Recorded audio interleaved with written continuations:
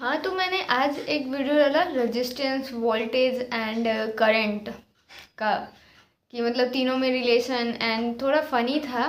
एक वायर में दिखाया गया था एक आदमी को रख के, कि मतलब कैसे काम करता है वायर में करंट और वोल्टेज और रेजिस्टेंस। तो एक आदमी को समझ में नहीं आया, उन्होंने कमेंट किया था कि मतलब कुछ समझ ही में नहीं आया। तो मैंने सोचा कि एक वीडियो बना देते हैं इस पर। तो ये है ना कि अगर आप अच्छे से इसको पढ़े होते तो समझ में आ जाता कि किसी वायर में ना, जब इसको मैं एक रियल लाइफ से भी कनेक्ट करके बताऊंगी। पहले बता देती हूँ फिज़िक्स के अकॉर्डिंग, कि जब किसी वायर में होता है कि करंट फ्लो होता है, तो वो करंट फ्लो ना दो कारणों से होता है। अगर वोल्टेज ना होना तो करंट फ्लो नहीं होगा। वोल्टेज होता है कि इसको रियल लाइफ में समझाना पड़ेगा।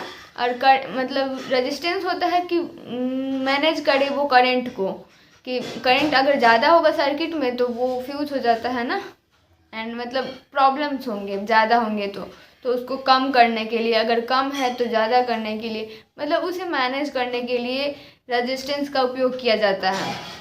सिंपल सी बात है। लेकिन वोल्टेज होता है ना, वो साथ देता है करंट का, कि भाई जा तू, भाई जा तू।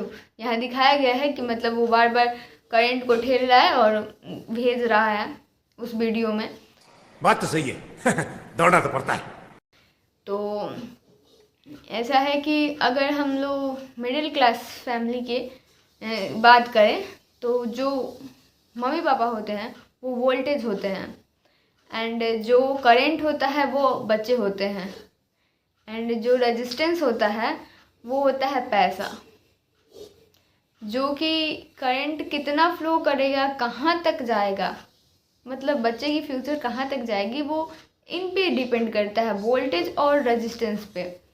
अगर रेजिस्टेंस ना हो यानी कि पैसा ना हो, तो बच्चा कुछ खास नहीं कर पाएगा।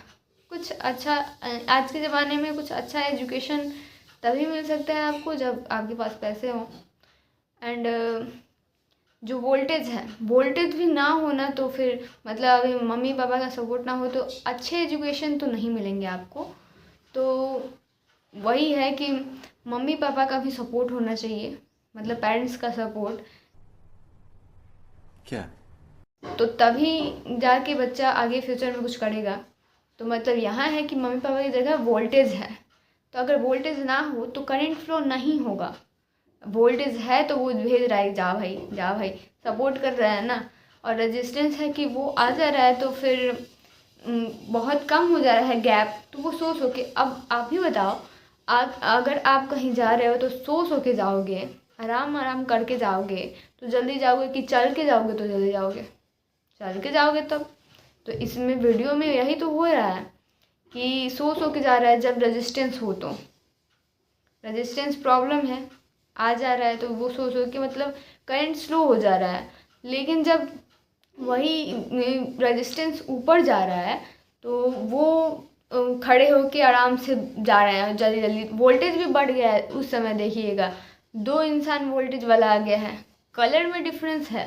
कलर पे ध्यान दीजिएगा कि लिखा हुआ है ना कि वोल्टेज जिस कलर का उस कलर का आदमी, रेजिस्टेंस जिस कलर का लिखा हुआ है उस कलर का वो आदमी, एंड करंट जिस कलर का लिखा हुआ है उस कलर का वो आदमी।